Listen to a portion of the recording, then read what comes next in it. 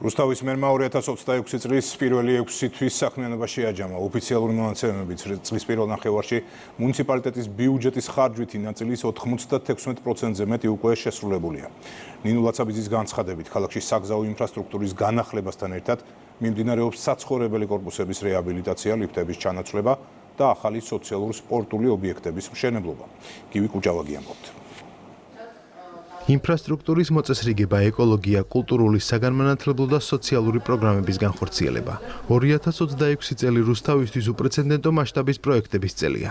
მუნიციპალიტეტში 2026 წლის პირველი 6 თვის საქმიანობა შეაჯამეს.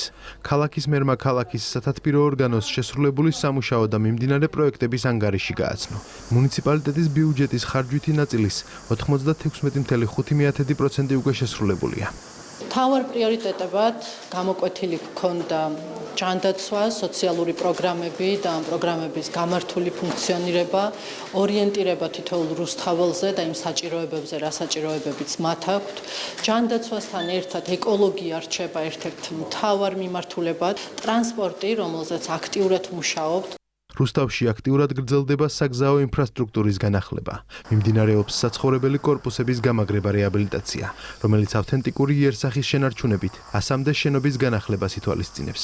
ასევე მნიშვნელოვანი ყურადღება ეთმობა როგორც სპორტულ, ისე რეკრეაციულ სივრცეებს, რაც ადგილობრივებისთვის უფრო კომფორტულ გარემოს შექმნის.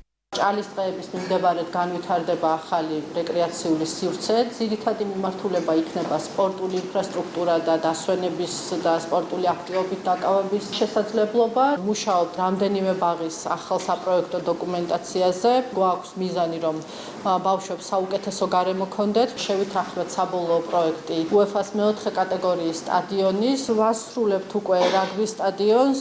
ქალაქში მიმდინარეობს ლიფტების განახლების პროგრამაც.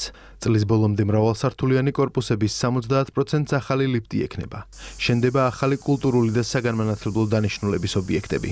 ჩვენს გულს უკვე აქვს შესაძლებლობა ქალაქის განვითარებისთვის წარმომადგენლობით და აღმასრულებელ ნაწილში კოორდინირებულად ვიმუშაოთ. ურთიერთთანამშრომლობის შედეგი ნამდვილად ხელშესახებია, რაც კონკრეტულ პროექტებსა და ციფრებში ასახული. როგორც მერიაში აცხადებენ, ინფრასტრუქტურული, სოციალური და ურბანული განვითარების პროგრამები რუსთავს განვითარების ახალ ეტაპზე გადაიყვანს და ქალაქის მოსახლეობის ცხოვრების ხარისხს გააუმჯობესებს.